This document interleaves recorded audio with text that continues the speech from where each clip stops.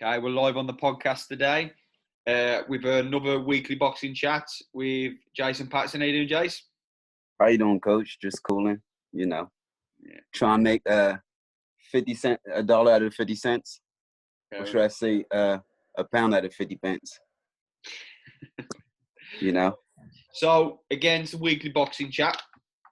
So, in the news earlier on this week, I think it Wednesday, something like Tuesday, Wednesday, it broke. It was last Wednesday. Was it Wednesday? I think, what was that, July 1st? Yeah, July 1st. That the WBC have ordered Ryan Garcia versus Luke Campbell to fight for the mandatory, am I right, for Devin Haney, yeah? That's still talked about. Apparently, that possibly Oloma or any of the other champions. Yeah. But who knows? Yeah. Who knows? So amongst boxing fans, Ryan Garcia versus Luke Campbell's an interesting fight because Garcia is, the rising star, big, massive social media following. Golden Boy are really pushing him to be like, the next Canelo, as in, the star of Golden Boy, the star of US boxing and world boxing. But from a British standpoint, I think Luke Campbell has all the tools to beat Ryan Garcia. And like me and you both agree that I think Ryan Garcia is good. I do, but it's just my opinion. Everyone's going to have their own opinion. People might, watch this and think, no, he's really good. He's brilliant. I just think he's a bit overhyped. We ain't seen him answer questions yet. Before you say he's gonna be this, he's gonna be that, no one's asked him questions yet. Not really. No one's asked him questions. Now, Luke Campbell was going to ask him questions. Luke Campbell is world class. He's only lost to Ivan Mendy, but, he righted that wrong. Fingers not right in the build-up, and he righted the wrong. And he has got better since then. And his two, losses to, at world level was to Linares and Lomachenko. No shame in either of them. And the Linares fight was a split decision, away from home, and it's because he got a flash knockdown. If that flash knockdown hadn't happened, technically, when he said, well, he did get knocked out. Yes, he did. It probably would have been a split draw. But nobody going into that fight, nobody gave Campbell a prayer, including me. I was like, Linares is going to beat him. Look at that. And then the Lomachenko fight. There's not many people who go into the matrix, as they say, into the matrix, and normally they get taken apart, they get taken to school. Was Luke Campbell ever in a position to win the fight? No, but he was very competitive. He had some competitive rounds. He was always there. Even the rounds Loma won, Campbell was still there. He was still there. He was still trying his hardest. Whereas, again, he made it exciting. Yeah. And everybody says, oh, God, Loma's going to destroy him. He never got destroyed. Never at all got destroyed. And I wouldn't say that now. No, and the experience he's gained from going in with those two. I know he's lost, but the experience, you've gone in with probably the two best lightweights probably since Mayweather or Pacquiao, really. Mayweather, Pacquiao, they ain't been a great lightweight since them two, in my opinion. I know at the time that he fought Linares, his damn year was it at 140? Who? At what weight did he fight Linares? Campbell. I'm sure it was. I'm sure it was 135. I don't think. I'm not 100% sure that. I'm sure it was 135. I think because. Okay. I'm sure it was 135. I know Linares was considered one of the best at the time, if not the best in that division when he fought him. He was number one because don't forget he beat Anthony Crolla, didn't he? Twice. Crolla had the WBA belt, and Linares had the WBC. Might have had another belt, and then he beat Crolla twice. Took his WBA, but that was a 135 because Crolla had a 135 title. And then went to 140 after that. And Loma my feelings about this fight is similar to yours. Ryan Garcia ain't no slouch. No. You know what I'm saying? He's not no Uber driver. He'll be favourite. He's definitely a beast in his own respective way. Well, I still consider him a prospect. I don't look at him as a contender yet. I personally, he might prove me wrong. I personally think that he's like a year ahead I feel like he needed one more year to keep testing himself till he go after the big names like the Devin Haney's, Teofimo Lopez, Lomachenko, Linares. I just don't think he's ready for those big names yet. But, I mean, as a fighter, you're going to believe in yourself. I don't know if Golden Boy Promotion got his best interest, because I know they've been in arguments publicly and having issues. He was supposed to fight this weekend for July 4th. Yeah. But it didn't happen due to a insufficient purse and I guess money issue. He was supposed to fight this weekend, so he pulled out so of the fight. fight. With his purse, basically, then. Yeah, he weren't happy with it, and he went publicly with it and had back and forth with Golden Boy. So the WBC ordered this fight last Wednesday, as we said, but there ain't no guarantee. What's his name? The president of Golden Boy, Eric Gomez, said that, apparently Ryan Garcia been waiting to fight Luke Campbell. He been wanted that fight. Apparently he likes fighting southpaw. I don't know. But the president said that he just received a letter and he still hasn't spoke to Garcia and him at the time. He said that on Thursday. He said that most likely he will meet with Garcia at the end of the week. So I'm assuming last Friday. So we might hear something next week about what the camp has decided. But there hasn't been talks in between the camps yet while everybody's getting excited. But hypothetically speaking, I believe Campbell got way more experience than him. They both have a tremendous amateur experience. I don't remember Garcia going to the Olympics, but Garcia is 215 and 15. 215 wins and 15 losses in the amateurs. So that's a very good amateur record. He fought Devin Haney 6 times, and they both split 3-3. So he definitely fought a name that we know that's very, very good at the 135 division. But my thing with Garcia is he has 20 fights, 17 knockouts.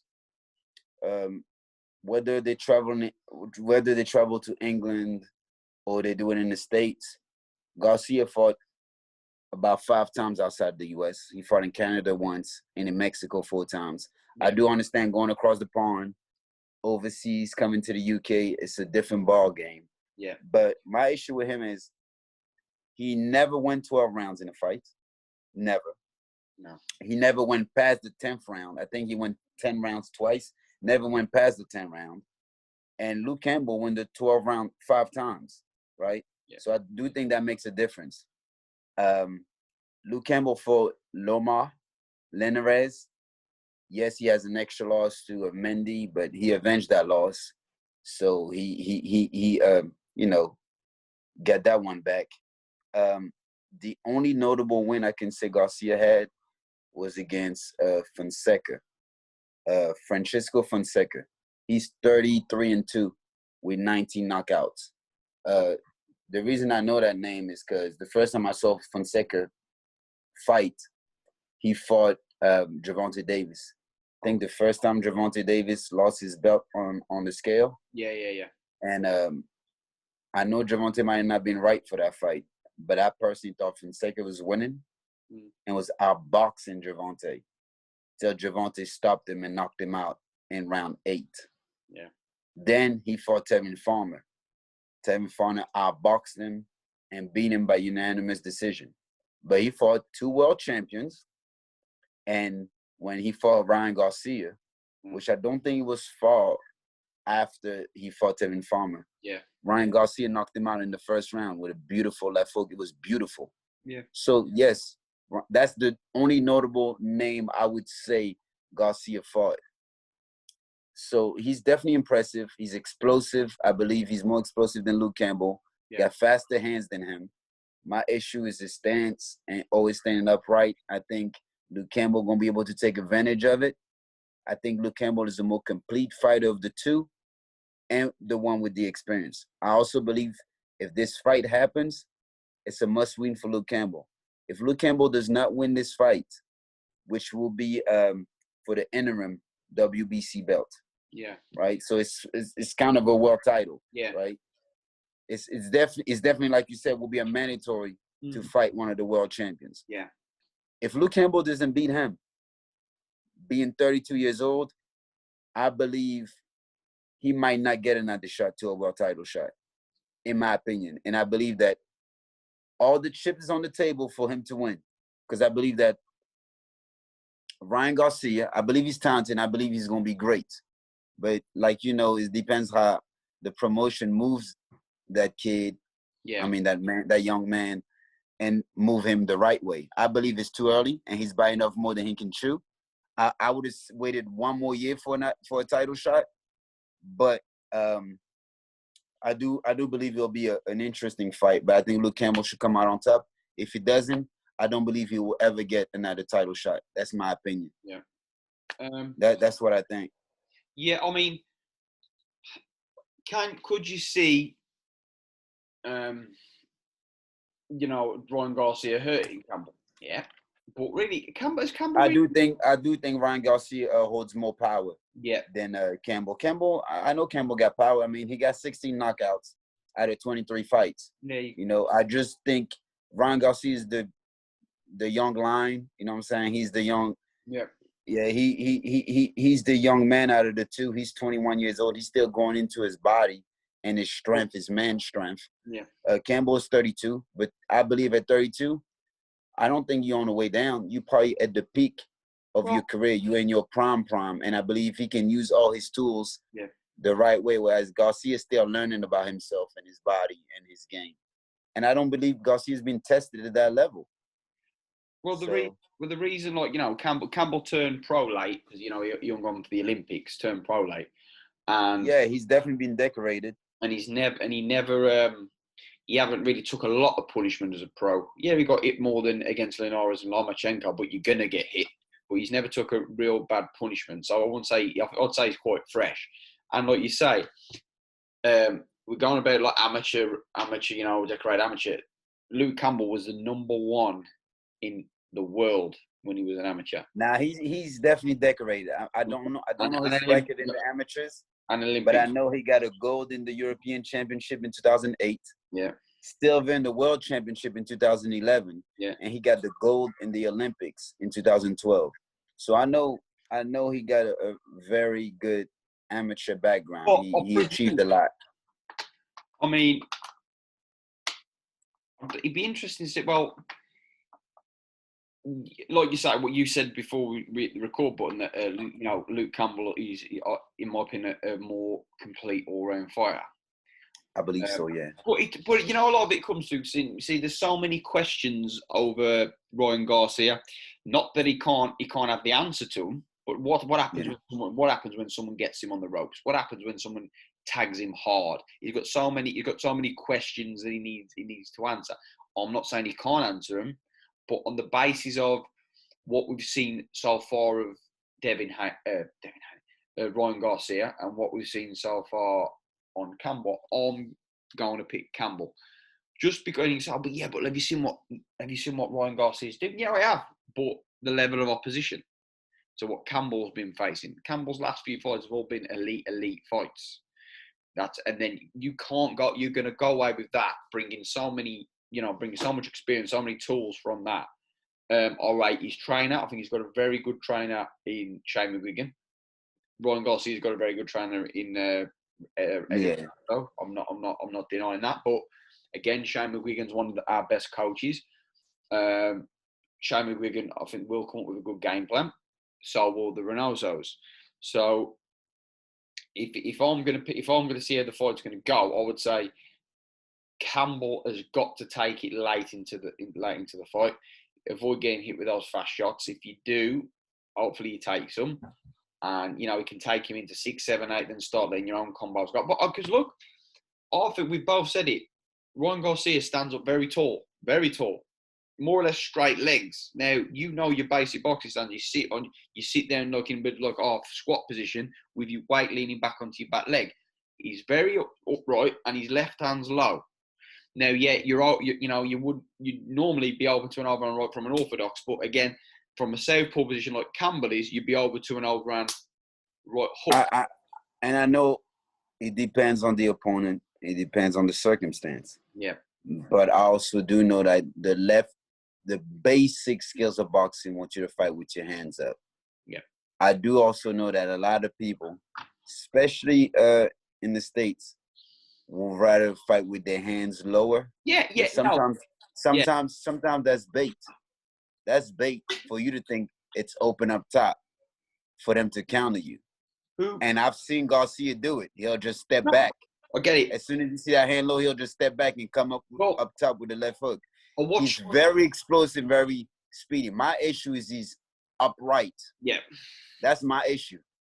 The left hand low, it just depends on the circumstance. But that's really my issue, that he's upright. Yeah. And Campbell don't have no slow hands. They're not as fast as Garcia. Garcia, he might be world-class speed, to be honest. We probably haven't seen something fast like him since Amir Khan. And he might be, I believe his hands are faster than Khan's. But I don't know. I just think Luke Campbell is a more complete fighter. I think it's down to natural gifts, as in he's got natural power, natural speed against boxing IQ. I think that's what you come down to. If I ain't saying Ryan Garcia ain't got a boxing IQ, but what I've seen of both fighters, I think he's a more natural fighter. It's like sort of Bernard Hopkins, Roy Jones Jr. Roy Jones Jr. was all natural gifts. He had that natural quick reflexes, natural power, natural speed. Bernard Hopkins had none of that natural power, natural speed. He had to work really hard to where he got, and but he had a lot higher IQ than Roy, lot higher, as in ring general. At this stage in the career, I can see what you're saying. I just feel like Ryan Garcia, yeah, he can get there. Yeah, but as we're saying, he can get a IQ, and I do think he got an IQ, but those are based on his amateur background. Yeah, at that level, obviously, his amateur background and his early fights, but the knowledge that Campbell would have picked up from his amateur background and his career is just a different level, in my opinion, which is going to make the difference. And I also think that we're only judging Garcia from what we saw of him. We haven't seen much. No. And I think, if I'm correct, he might have had 3 or 4 fights past the 8 rounds. A lot of his KOs are inside of 5 rounds. He has 17 KOs. Yeah. He got 17 KOs, and a lot of them are inside the first 5 rounds. So he hasn't been able to show us much. I'm only judging him of what I've seen of him. Yeah. I'm not saying he's not going to prove me wrong. Potentially, he might prove me wrong. And if Garcia beat Campbell for that interim WBC belt, I'm gonna come back on here and be like, he proved me wrong, and he has arrived. I personally don't think he has, and I still look at him as a prospect and not a contender. Well, that's just me. A big thing going into the fight as well is this is Ryan Garcia's biggest fight as a pro so far. For sure. This ain't nowhere near Luke Campbell's biggest fight as a pro. No, you would have hoped that he would have learned from Linares' loss and Lomachenko's loss. No, what I'm saying take advantage of that. What I'm saying is, he's got that experience where whereas Ryan Garcia's come to this fight, yes, he's got, he's famous Instagram and all this, but he's going to fight, right, well, this is my biggest test today. This is my biggest fight of my pro career. Campbell's going in there, well, he ain't a Lomachenko, and he ain't. And at this point, as far as we know, he might be, but he's not a Linares. As far as we know so far. So there's always that, well, okay. And Garcia has got to realise that. Got to realise, obviously he's going to have belief in himself, but he's been in with some good names. You've got to respect him. He's got to respect Campbell. And now, sparring's going to be interesting for Campbell. I mean, who do you get in for sparring that can mimic Ryan Garcia's speed? Then I have no clue. I'm going to leave it to the coaches. I don't know how much it plays a part when you can mimic a style, but it's never the actual No, person, it's and it's never the always actual person. different. It's It's never the never. actual It's always different inside the ring But than it look what, outside the ring. what you need, why you need it is because you need certain fighters just to put on an act. So like give like Ryan Garcia is going to give he's got certain looks, certain things he does. You'll get a sparring partner with very fast hands you'd watch footage with him, say, look, I want you to do this, like this, just to give Luke Campbell sort of like an idea. He'd probably go to GB because Luke Campbell's got a good relationship with the GB amateurs. I would get an amateur in for this hand speed. Certain pros, when you turn pro, you have to sit down on your shots more. I would get a good elite amateur, a GB amateur, or even a foreign amateur, someone who's elite, someone who's elite, fast hands. I do think that the more and more I've seen his last about 3-4 fights, Garcia starts sitting on his punches a little bit more, and he sits on them. I think the reason he's so powerful is because it's so quick. It's like Pacquiao. You watch Pacquiao throw his hands, that he hardly ever rotates his back leg or anything. He's not fundamentally sound, but they're that quick. That's what creates power. They're just so quick. So quick. Would I say he's a concussive footing puncher? No. Garcia is so quick that it's like sharp, like Pacquiao's. Sharp punches, bang, bang. Not footing. This is an interesting. I do think he carries some. I know what you're saying, but I believe that he carries a lot of power though, because I seen him right hand, one hit, right hand knockout. Yeah, but again, one left hook, one left hook knockout. But like, again, he really carries power, and I still see that he's still learning to sit more on his punches at that level. Yeah. So I believe his power is only gonna get like greater.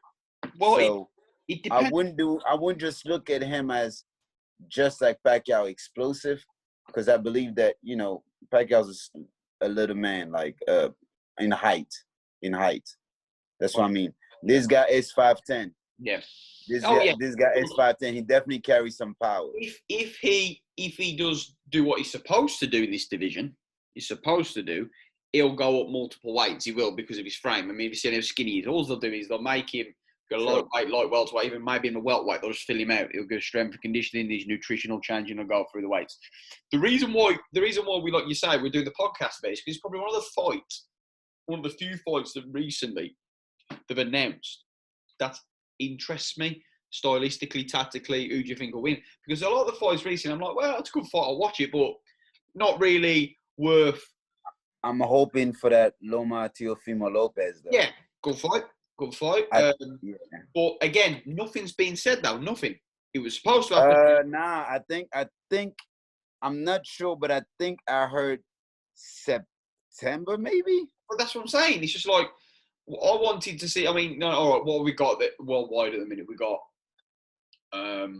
this may. Well, that's the thing. This might not happen until September, October. Just because the WBC. Well, they haven't even announced a date yet for this one.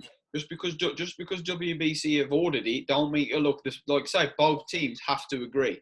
Both teams have got to agree on purse. A side. That's interesting. Who's the A side? Oh, definitely Luke Campbell, in my opinion. And the fight might happen. Yeah. I would think the fight, if they made Loma travel to the UK, Garcia might have to do the same. Yeah. Well, if you think, true. So apparently the date for Teofimo Lopez and Lomachenko is September 19th. Apparently. Mm. And if that's gonna be the date, I can't wait for it. Yeah. Well, the thing with the Campbell thing. Campbell's fought at a high level. Campbell's probably ranked higher. I think that'd be interesting to check. I presume Campbell is ranked second, and Ryan Garcia is ranked third by the WBC. Okay, yeah. So he's ranked higher. And originally, Luke Campbell was supposed to fight Javier Fortuna, which I think he's a nice, scrappy fighter. He got some skills. He's not one of the biggest names that most people know, but I know him because I follow boxing, so I know him. He fought one of my favorite fighters, Robert Easter, and lost in a close fight. He used to be a world champion at 130 as well. So he's a formidable, and he's the number one ranked by the WBC. But he opted out of it to fight Linares, who's number 4 for the diamond belt. Right, okay. Which is, people, by the way, the diamond belt is not no world no world title. No. It's just WBC diamond belt. It's an honorary belt. I mean, but I think like you say, we're talking about the A side and the B side in that fight. I think the A side is Luke Campbell. And me, but what I can see Golden Boy saying is, from a commercial point of view, Garcia brings a lot more to the table than Campbell does. I mean, the exposure, how many people, like, I guarantee you in America, a lot more people know Ryan Garcia. First of all, the big difference is, yes, of course, people don't know people don't know who Luke Campbell is. Yeah. People know Ryan Garcia, for sure. Yeah. But my thing is, if the fight happens in the UK, is Ryan Garcia fans going to travel to the UK? No. I mean, he is Mexican. Well, Mexican heritage. They don't do it. But I'm saying, I don't believe so. If Luke Campbell travels to the US and the fight happens in the US, I believe the UK fans going to travel to the US to see him fight.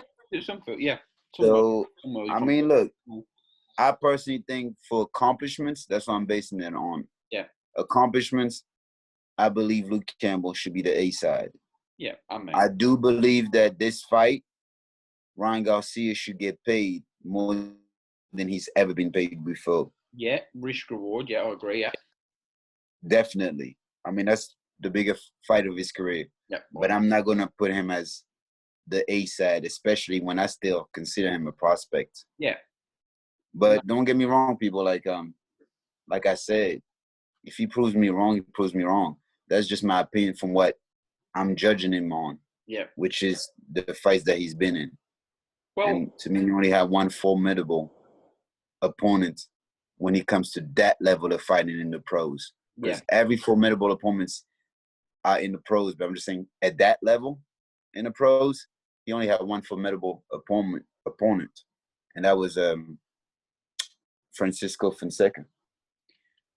It's like you say, there is that as well. Well, at the end of the day, like a lot of pros back then, top pros had about that fight. Well, I don't think we don't know how good they are. Then let's say he knocks out Campbell in 2 rounds. Boom, like you said, he's arrived.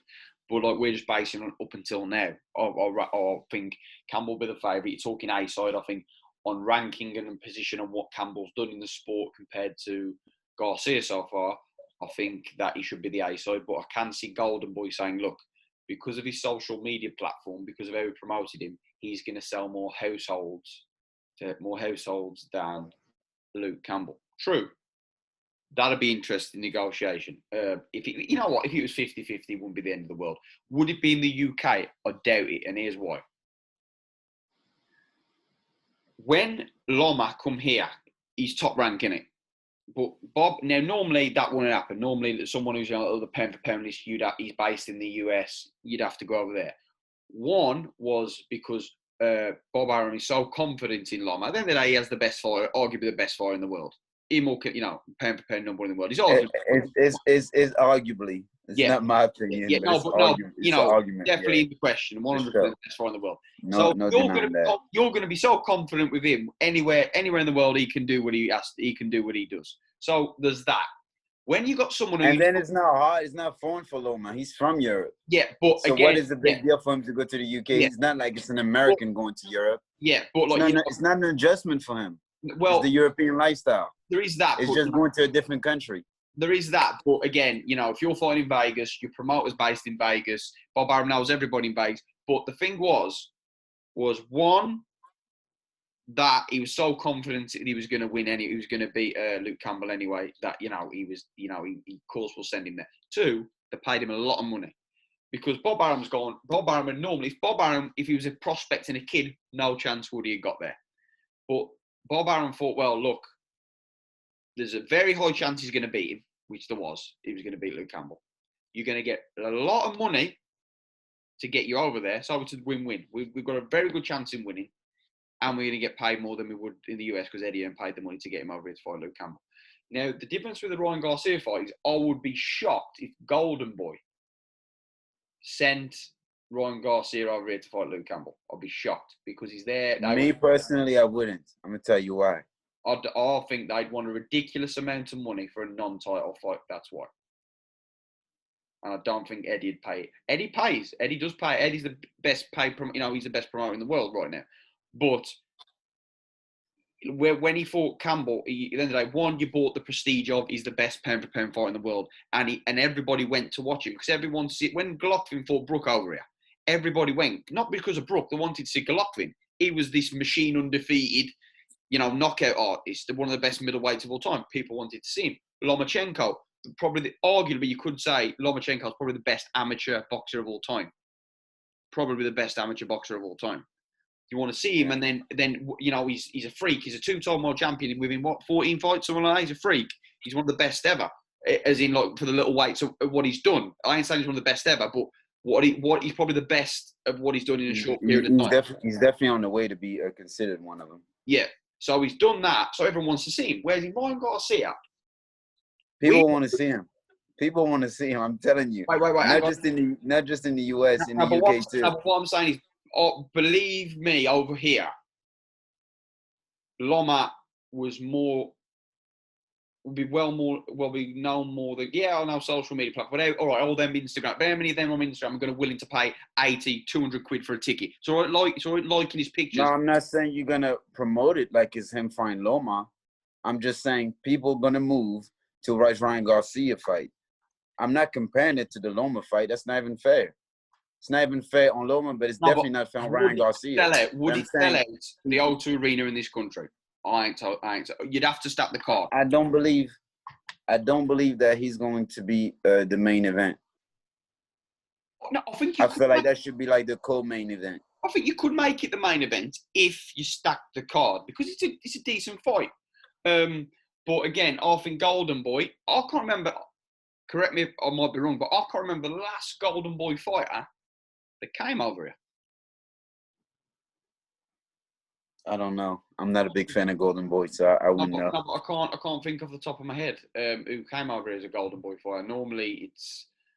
I just know that him and Golden Boy haven't been seen eye to eye. Yeah. But he has a contract to have to respect, and sometimes if they feel like, this is a dirty industry. I'm not hypothetically speaking. I don't know exactly that's what's gonna happen, but sometimes let him up, leave him to the side.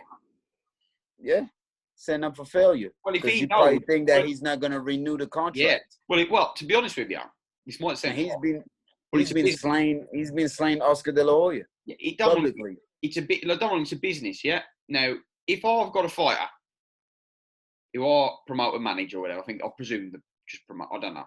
Let's say they're promoting, and I've got a very good feeling. I've got a real good feeling that he's going to leave after his contract. Which could be soon. Is it soon? Renewal? Because I want to say in 2015 or 16, he signed a 5-year contract. So it's sort of like soon. So, but what I'd say then is I'll be like, okay, yeah, but you know what?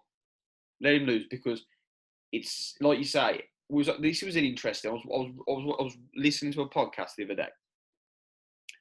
And it was with Adam Booth, and he says that once, and it's wrong, it's changing, but once you lose a fight, your pay, your income drops considerably.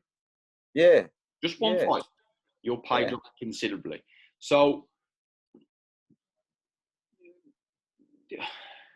if he loses and then goes elsewhere, it's sometimes like it's easier for the other promoter. And hear me out. Let's say you lose now, yeah. You come to me, let's say you come and sign with my promotion.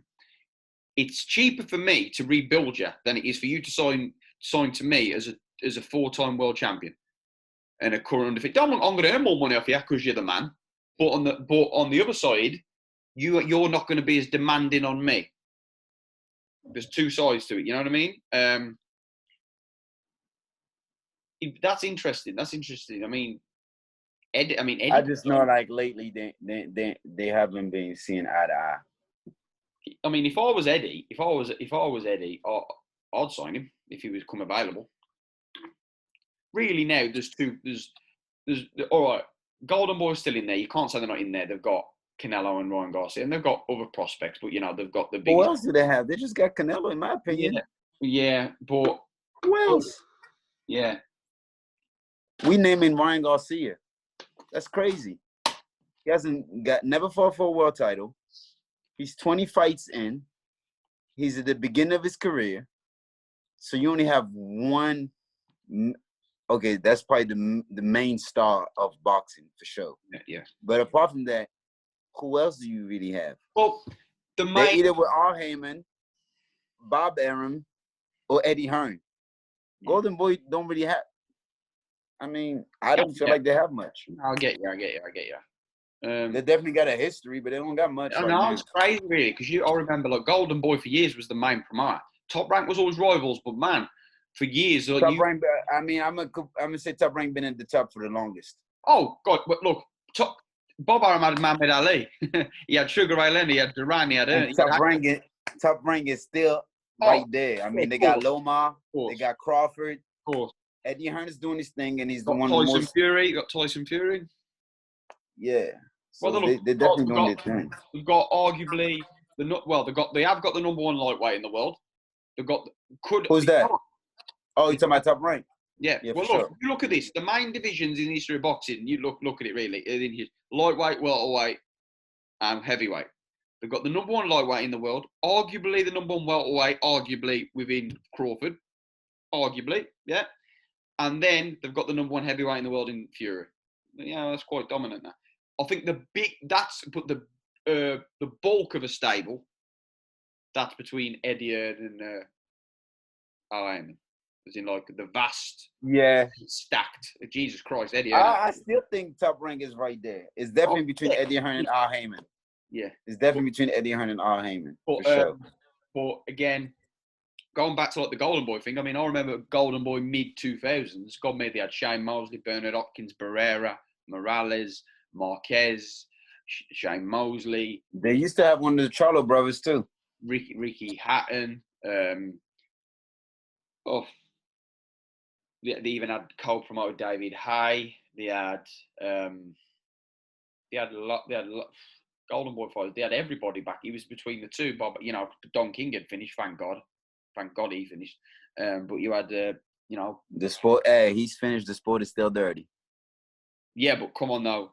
He was man. No, I'm just saying he definitely doesn't help. But I'm just saying evil. That man was evil. There's still some evil guys out there. We just don't know about him. I'd like to know he never got. We're drifting off subject. But I'd like to know he never got banned. They proved Lennox Lewis took him to court. Evander Holyfield took him to court. Mike Tyson took him to court.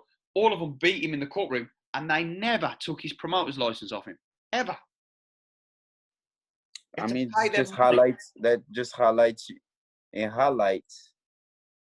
how dirty the business is in boxing. Oh yeah, it's a pure sport, but you know what the difference is with it between boxing. You know what it's turned into now. Fighters have got more rights now and earn a lot more money than they've ever done. Purely because now the fighter has a lot of... Thanks to my boy Money May, and it should have always been like that. The fighters are the most important the most important people in boxing. Don't let the fans or the business forget who set up the events. The most important people in boxing are the one putting their life on the line. Yeah. And thanks to Money May, now the power shift slightly, but promoters and they're still in control. They're just not as much. They don't have as much control as they used to. Eddie Hearn said something that's interesting before. He actually said he's quite good, really interesting. I'll send you the link, the video. It's really interesting. And it breaks down how when you're a Skybox office fighter, so let's say Joshua, for instance. When Joshua fights on pay-per-view, he owns the show.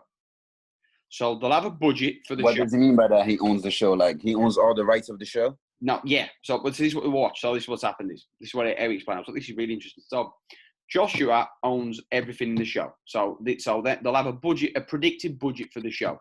how many pay-per-view buys they're going to get, how many can they ticket, how much money they're going to make off ticket sales, how much money they're going to make off sponsorship, advertising, merchandise, everything. He owns everything. Yeah. Okay. But then this budget will say Joshua's going to get paid, say, 50, 60 million. So we'll say the budget is 80 million. With that 80 million, you've got to hire the venue. You've got to pay all the undercard fighters. You've got to pay your opponent. You've got to pay for the lighting, everything, the lighting, the ring, everything. And then the promoter takes 20% of the profit of the show. So Joshua is aware what's happening. All this how Eddie Hearn works. I think it's brilliant. So as a fighter, you can have, obviously some fighters ain't really that clued up on this, but he even said before with Joshua, how it works is Joshua. So Joshua owns. So he'll say, they'll even discuss the undercard. So he goes, let's say I'm going to put Garcia versus Campbell on my undercard. Yeah.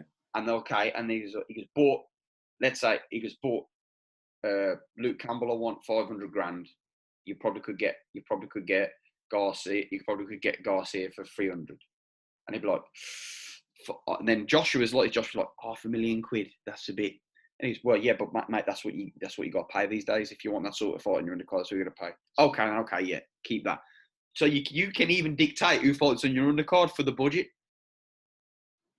Whereas in years ago, not even that long ago. I'm sure the views, the exposure, the live gate, that's what they call it, right? Mm-hmm. I'm sure that makes a difference too on who you pick to want to be on your undercard. Oh, of course.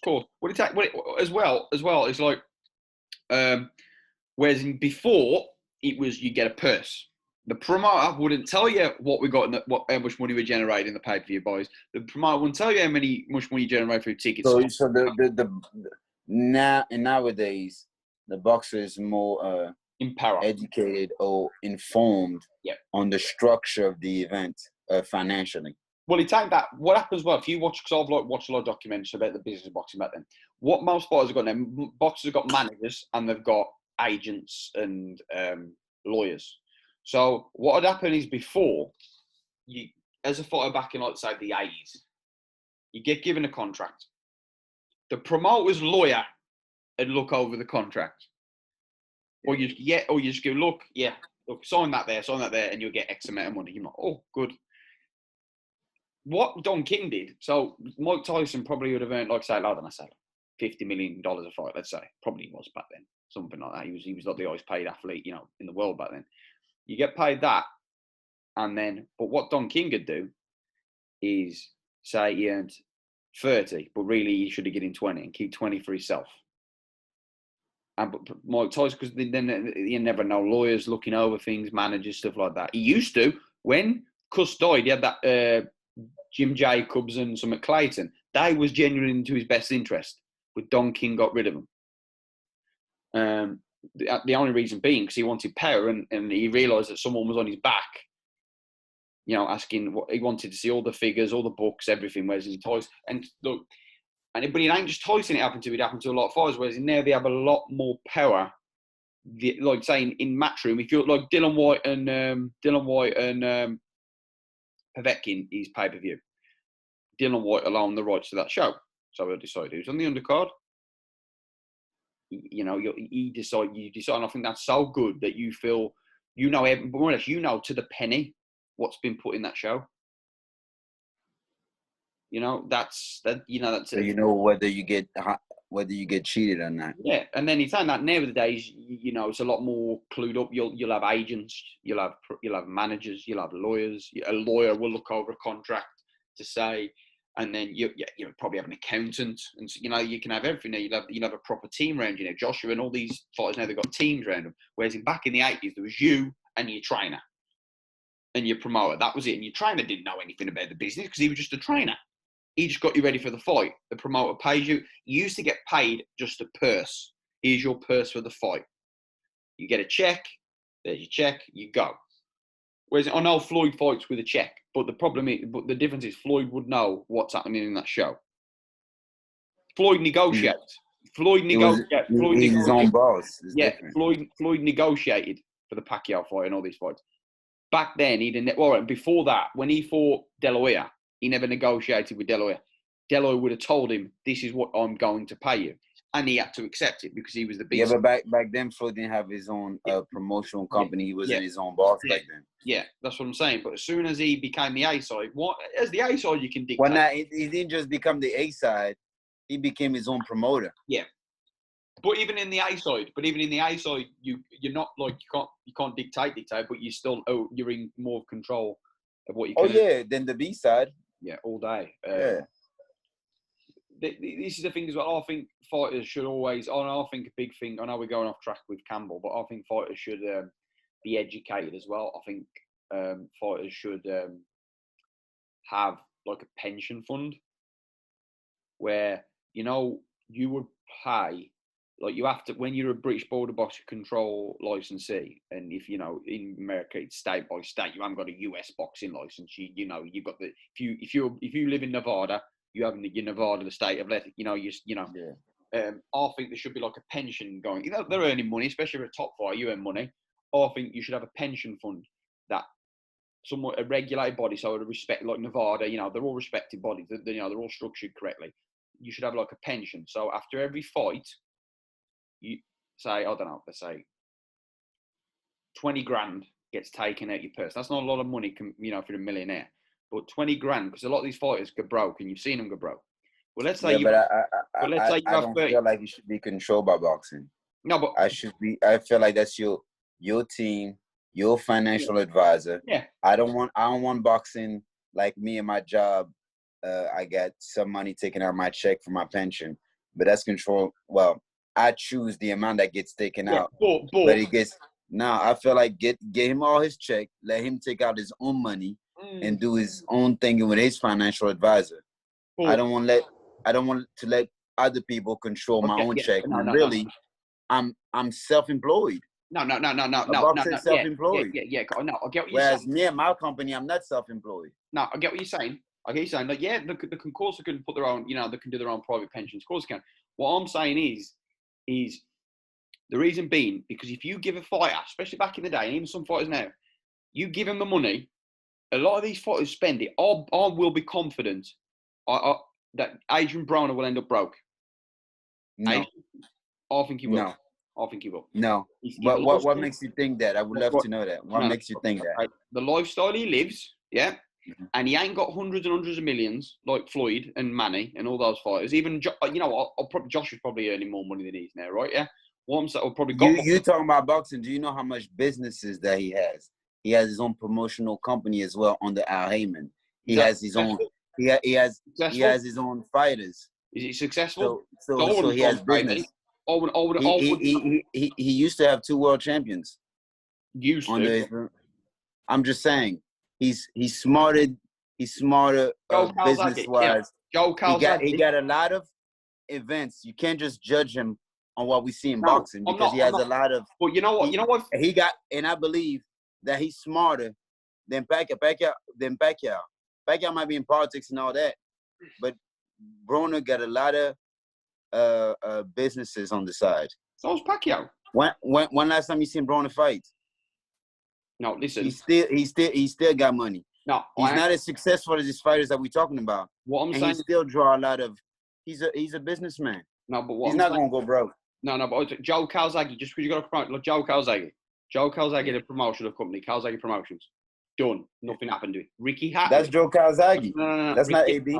Ricky Hatton had a promotional company. Not no more. Just because you sell a promotional company, don't mean you're clever. That's true. But Ricky Hatton and Joe Calzaghe, I'm sorry for what happened to them. That's not what's gonna happen to AB. Can't judge him of them. Yeah, but you can't possibly. Because would you say that Ricky Hatton? Yeah, potentially. I know Joe Calzaghe, but Ricky Hatton arguably was more successful than AB. Yeah. Okay, and didn't make as much money as him, so he's doing something right. Yeah. AB's doing something right. Yeah, $30 million. Huh?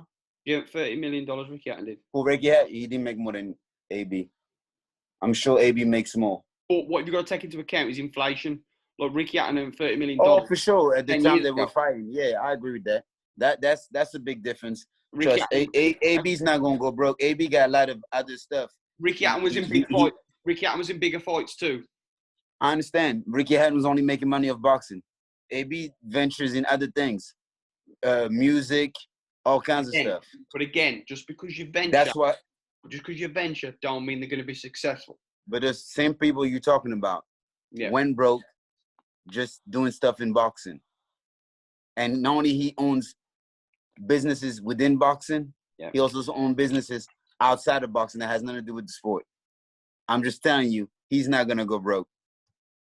That man's smart. He just act dumb to entertain people because he understands that people are dumb and they're gonna follow and be entertained by the dumb stuff that he put on social media. And he works. And he still loses and still sell fights because we are entertained over dumb stuff. But what I'm saying is that will, all right, what I want to say is that they should be taking out the purse. Is, you know what I say? Because you give a young fighter, say, a purse of 80 grand. That's gone. They'll spend that. Whereas if you say the board are taking it, trust me, it's in your bank account. You can take it out, but we're going to put it aside. Because you know these fighters who spend, because you know what the problem is with fighters, and it's true. They keep spending it because they think it's never going to stop. Because they've always think they're good. Because when you're a fighter, especially at elite level, you think you're invincible. You think you're this. So you're always going to earn big money. Then all of a sudden that stops. But you keep spending. If Mike Tyson can go broke when he was worth 300 million, if Andy Holyfield was worth 300 or 400 million, went broke. Everyone says like Floyd's the most earning. No, Mike Tyson probably earned more money than Floyd with inflation. He earned $300 million in the early 90s. That's probably nearly $1 billion now. It was ridiculous amount of money he earned. Hypothetically, it's not proven. Floyd is still at the top.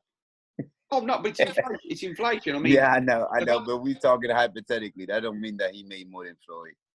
I was just talking to my cousin the other day about it. We're not gonna see. We shouldn't expect fighters to make Floyd kind of money. This might never happen again. I'm just saying an example. Like, they reckon Floyd's net worth is 600 million. Yeah, Mike Tyson's net worth back then was 300 million. That's 100%. You talking about Floyd's net worth right now? Yeah, he's never had $1 billion. He had $1 billion. He's made. He makes 600 million in 2 fights. I don't believe his net worth is 600 million. It's got to be more. We had a billionaire. I never said, and you never hear me. I believe he's more than 600 million. I never said he was a billionaire. If he only made, but don't forget, you're taxed. No, I understand all this. So you know, like everyone says, he made 250 million or 200 million for the Pacquiao fight. Half of that's gone straight away. He made more than 200 million. He made more than 200 million for the Pacquiao fight. Wait. He made 200 million on that Saturday, and he got another 100 million, I think, wired to him on that Monday. Okay, so let's say you earned... Or 200 million. He definitely made more. Well, let's say you earned 400 million. Yeah. Half of that's near enough. Half of that's gone. Straight away. Taxed. Near enough. Half. Essentially. Yeah. It is. And then, that's what I'm saying, where, you know, this is the thing with fighters. You earn 100 million. No, you didn't. Okay, then what you paid for your camp. I bet you his dad earned $1 million. Well, Ricky Hatton paid his dad $1 million, so he probably gave his dad $2 or $3 million. As far as 2020, I just researched, but they're not sure yet. The celebrity net worth estimates Floyd Mayweather's net worth at least at $560 million. There you go. Investopedia put the figure much higher, somewhere between 700 million and $1 billion. Oh, but what I'm saying is, if Tyson was around today, he'd be earning that money as well. No. Why? Bigger name? I'm not gonna go. I'm gonna go off what. Wait! Don't forget, Tyson as well would have been living in today's world where he would have got most of his money once it got robbed. He'd have been even bigger because of social media. He was huge. We had this conversation last week. Even like he would have been bigger than he's bigger than Floyd, and he was in the 80s. He'd have been 10 times bigger now. And the fact that he was exciting as well. That's why, because he was so exciting. No disrespect to Floyd, as a boxer, pure boxer, yes, he's If good. you want to put Mike Tyson, if you want to put Mike Tyson not exciting in this, if you want to put Mike Tyson in this era, you got to put everything in this era. So you got to think about how dry the heavyweight division was. So Tyson wouldn't have made the same amount of money. Don't bring those other heavyweights from that era to this era. Wait. Okay, you say that. He would have fought. He would have fought. It was Klitschko's, the Klitschko brothers, and nobody for over a decade. You say then that. the Joshuas and the Wilders and the Fury start coming. Yeah. Listen, then. So he's not gonna make that money. He's fighting the bum. You say you wouldn't have earned that money. No. Tyson Fury, they reckon, earned 50 to 60 million against Wilder, just one fight. Mike Tyson. How much? $50 to $60 million against Tyson Fury in the rematch. Okay. Mike Tyson would be earning 3-4 times that because of what he is. How many times if Fury earned that money? He only just come back. It's the one in the blue. People make it seem like you make that money once. You're gonna make it every time. I think he's The same way Fury made 60 million on that fight is the same way Mayweather made 300 million on the Pacquiao fight. Completely different. Won't happen again. Won't happen again. He'll earn 100 million for the Joshua fight. I bet that. All right, no, I don't agree. The biggest heavyweight fight it's the biggest heavyweight fight since probably Ali Fraser. Yeah. Hang on, Joshua earned 80 million for the Ruiz fight. And you telling me the rematch or the main one? The main one. The rematch, I think he probably earned about even more, right? You telling me Joshua makes that kind of money. Fury doesn't.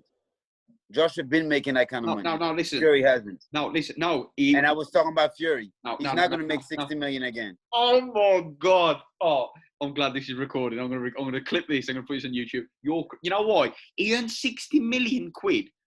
And then you discredited what Mayweather done. Let me finish. Say Mike Tyson. What has Mike Tyson done? No, let me finish. For the media to make that type of money. Let me finish. Floyd worked this way to do this. Right. Let me finish. I will have now. Well, I don't know. What can I bet you? Okay, I'll bet you this then.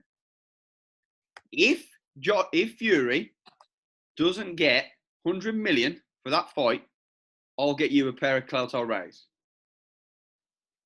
If Fury, So hold on. The state of Nevada Athletic Commission. I'm listening. Right, hang on. If Fury, doesn't or does get it, you got to buy me some £160 rival pads. Because listen, that fight. We'll put it this way then. That fight is 3 times as big as Wilder Fury. Fury's bigger than Joshua now. And you know why? Fury's the A side. Listen, let me talk. Oh my God. In Britain, mate, listen. No, I'm talking worldwide. Fury's not bigger than Joshua. Wow. It's complete. You know why it's completely changed? Joshua's lost. Yeah. Fury's the number 1. Fury's been in the WWE, which is a big exposure. Fury, you know what? Fury's got the story. He never lost. He beat the man who was the man. He's came back. I know a lot of Joshua fans who've turned to Fury fans.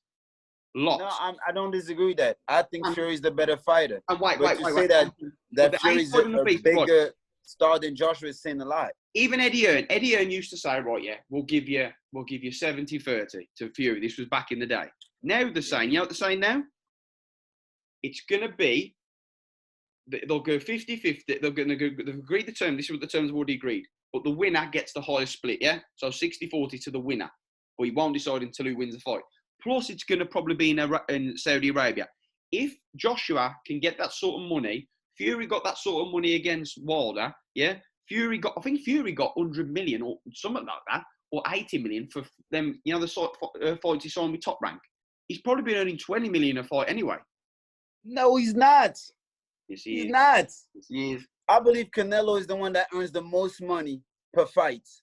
None of these fighters are not making more than Canelo per fight. You know that. He's the superstar of boxing. And he's not making that type of money. Listen, that is the biggest... Right here, he says, the Nevada Athletic Commission told Sporting News that Wilder and Fury will be earning $5 million apiece for their rematch.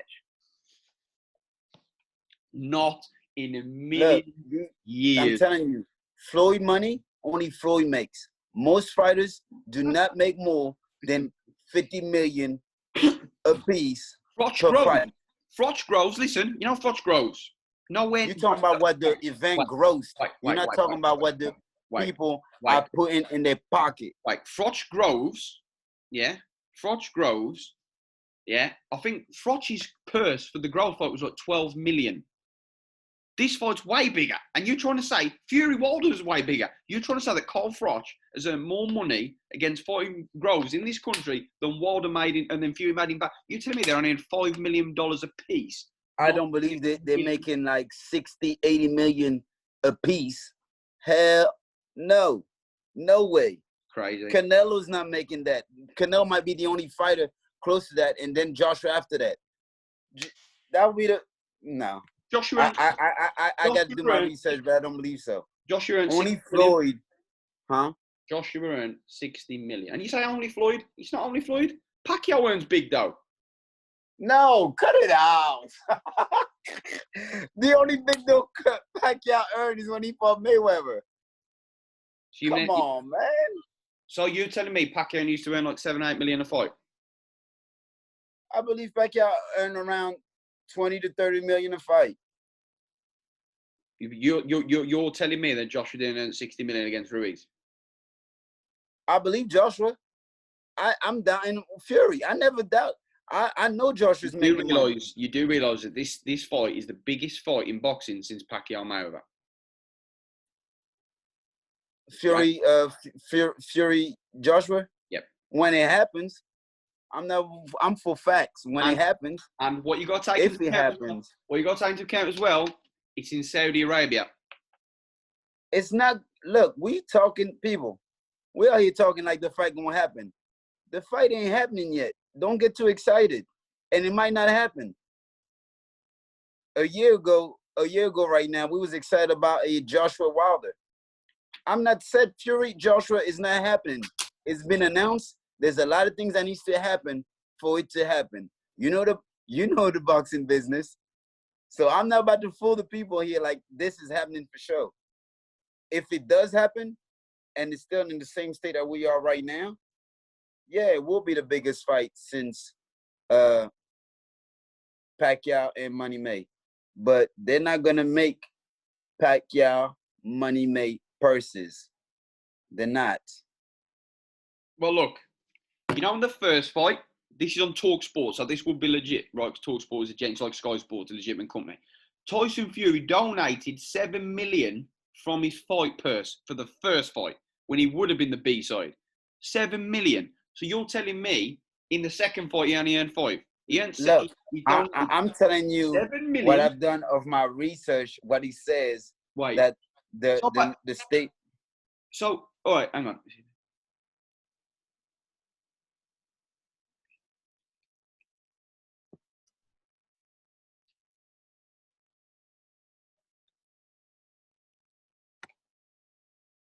I have seen 5 million there, but I'm just saying that on average, Mayweather was probably making between 30 and 40 before the make. This is Forbes. Wilder and Fury were both guaranteed 28 million for this fight, plus a 50-50 split of pay-per-view profits. They're both guaranteed 28 million. That's before tax. So I'm just saying 60, 80 million.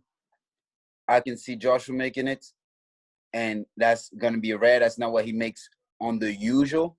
No, I know I say, because you did it once. That's Mayweather doesn't usually make 300. He did it twice. I'm not comparing him to Mayweather. On average, but he did it twice. I'm not comparing to Mayweather. I don't expect Mayweather to make 300 million every fight. He did it twice with Pacquiao and McGregor, and he made more. Ladies and gentlemen, Pacquiao did not make 300 million of that fight. Never said he did. No, I'm letting the people know that only Mayweather made that money. Pacquiao didn't make that kind of sum. I'm just letting the people know. Thank you. It's on average, boxers, high boxers like Canelo's and stuff like that probably make between 20 and 30 just in their pocket. I'm not saying what the other fighter or what the event grossed, right? Yes, 60, I believe Joshua made that. But that's not what his average he gets paid. He's probably one of the highest paid with Canelo. He probably gonna make between 30 and 40. Most fighters make about 10 million, 12 million. The big names. Yeah. And then if you want to go to the MMA, you know what McGregor was making. He was making, and that was big, 5 million a fight. So I'm not gonna make people think that these fighters really. Fury never seen that kind of money. Joshua has. Right. But look, what I'm not saying that he's not gonna get paid. Wait. Saying. No, what I'm saying is they've said that the winner gets a 60-40 split. Yeah. That's what they've said. That's the deal. That fight will be it'll be big in America, but it'll be huge here. The boys it'll break the pay-per-view record here by far. And the pay-per-view record here is Joshua Klitschko. It'll kill that. Plus then you've got to imagine how much money Saudi Arabia are going to pay. They'll pay a ridiculous amount of money. Ridiculous. It's for the biggest boxing event since it is the biggest box, and that just comes from Britain. It's the biggest boxing fight since Mayweather Pacquiao. It's nowhere near as big, but there ain't been a bigger fight before that, UK or America. It's bigger than Golovkin and GGG, in my opinion. Not a better fight, but it's bigger. No, I'm not disagreeing. I'm not disagreeing at all. Look, Canelo and GGG is a lot better for skill for skill all day, but as in a bigger fight, it's because you know what it is, mate. It's going to be the first. It's going to be the first all-time undisputed heavyweight boxer that holds every single belt. 4 belts. Yeah. WBO, WBC, IBF, and WBA. Yeah. Because before undisputed, the last one was Lennox Lewis, and he held 3 belts because WBO wasn't recognized. So it'll be the first one undisputed ever to hold 4 belts. Yeah. So I agree with you. It's a big fight. Right, anyway, we go wrap it up because we got train in a minute. That's true. To end though, I'm gonna say this. Going back on the Luke Campbell and Garcia, that's hypothetical as well. If it happens, I believe Luke Campbell will win. He potentially has a chance to stop Garcia. Garcia is gonna start early. Depends how Garcia deals with the middle rounds. Yeah. I believe he's gonna win with experience, unanimous decision. Personally, I believe if Garcia showed that it was competitive, real competitive, he'll make a name for himself and he'll get another shot later on in his career. That one loss is not going to define him. But Luke Campbell needs to win. Yeah. It's over for him as far as world-class level for a world title shot. I don't believe he'll get another shot if he doesn't take this advantage. Because that's my opinion. Everything is written for him to win it. Yeah. I think Luke Campbell. I think points, maybe late stoppage, but again, wouldn't surprise me if Garcia caught him, and showed everybody he's going to be the next best thing. But as of now, as we're talking now, I'll pick Luke Campbell. I think he'd be too experienced, too much of an all-rounder. Anyway, Jace, that was way off subject, but I think it was a good one anyway because we're going to a bit of a heated debate again about Mayweather. And I'm not saying that. You're just taking too much credit off of him. What he did is the reason why fighters are in control of more things. Tyson, when they did that, you just think about the fear and what he did in the ring. He did nothing outside the ring to level it, to get extra money. Everything was based on what he did in the ring. Yeah, I agree. Floyd did stuff outside the ring to make more money. I agree. So no, he wouldn't make Mayweather money even in this era. That's just my opinion. I agree. Right, and Jace, thank you very much for being on the podcast again. I'm telling you, man, I'm gonna stop letting you buy Haterade, man. You need to stop buying them drinks. It's always a pleasure when Baby Goat gets mentioned as in oh, you're talking about backyard. You're talking about backyard, ladies and gentlemen. Lloyd. Right, mate. Cheers, mate. See you in a minute anyway. Thank you, Coach, man. You have a good one.